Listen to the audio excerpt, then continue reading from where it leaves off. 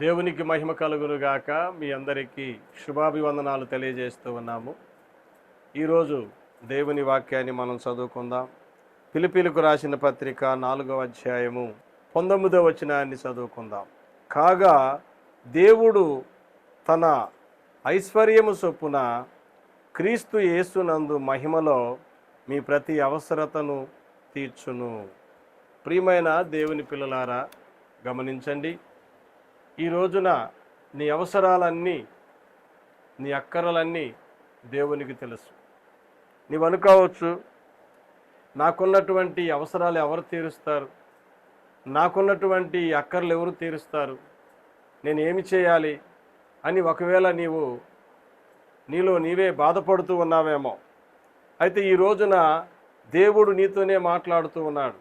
అదేమిటయ్యా అంటే, ఆయన గొప్ప ఐశ్వర్యవంతుడు. ఆయనలో కదా సమస్తము ఉన్నవి. ఈ భూమి మీద బ్రతకడానికి కావలసిన ఈవులన్నీ ఆయన మనకు అనుగ్రహించే దేవుడై ఉన్నాడు. ప్రతి మనిషి అవసరతలు తీర్చగలడు ఆయన. కాబట్టి ఈ రోజున నీకు ఎటువంటి అవసరం ఉన్నా, నీకు ఎటువంటి అక్కర ఉన్నా, నీకు ఎటువంటి ఇబ్బంది ఉన్నా, ఎవరు సహాయము చేయలేని స్థితిలో నీవున్నా, ఈ వాక్యము ద్వారా దేవుడు నీతో మాట్లాడుతున్నాడు కదా. క్రీస్తు యేసు మహిమలో, ఆయన మహిమలో నీ ప్రతి అవసరతలు తీరుస్తాడు. అది ఎలాగూ పాస్టర్ గారు అంటావా? 2 చేపలు 5 రొట్టెలు అక్కడ ఉన్నాయండి. 5,000 మందికి సరిపోయే సమృద్ధి ఆయన అక్కడ అనుగ్రహించాడు. మహిమలో వాళ్ళ అవసరాలు తీర్చాడు, వాళ్ళ ఆకలి తీర్చాడు. ఈ రోజున నీ జీవితంలో ఉన్న కొరతలు ఆయనకు తెలుసు. కానా విందులో ద్రాక్షారసం అయిపోయింది, కానీ యేసుక్రీస్తు ప్రభు వారు అక్కడ ఉన్నారు. ఆయన మహిమలో ఆ నీటిని ద్రాక్షారసంగా మార్చి అక్కడ ఉన్నటువంటి వారందరికీ కావలసినటువంటి మంచి శ్రేష్టమైన ద్రాక్షారసం వారికి అనుగ్రహించాడు.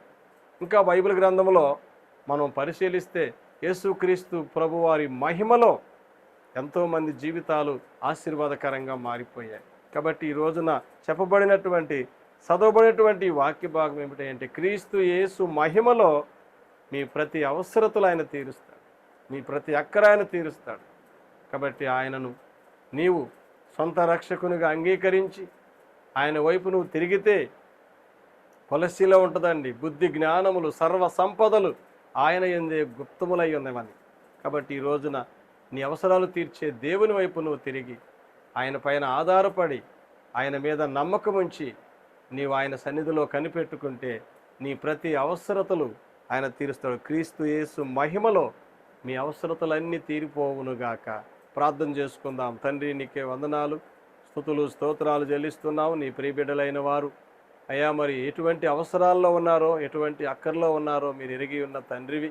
కాబట్టి మీ మహిమలో మా అవసరాలన్నీ తీరుస్తున్నావు అయ్యా, మీ మహిమలో మా అక్కర్లన్నీ తీరుస్తున్నావు అనే విశ్వాసముతో నీ వైపు చూసి ప్రతి ఒక్క బిడ్డ సమృద్ధితో నింపబడి, ఆశీర్వదించబడి, ఆనందిస్తూ మీ నామానికి మహిమ తెచ్చేవారిగా, మీ రాజ్య వ్యాప్తి కోసం పనిచేసేవారిగా ప్రతి ఒక్క బిడ్డను దర్శించి వారిలో ఉన్నటువంటి ప్రతి కొరతను తీర్చమని యేసునామమున అడుగుతున్నాము తండ్రి.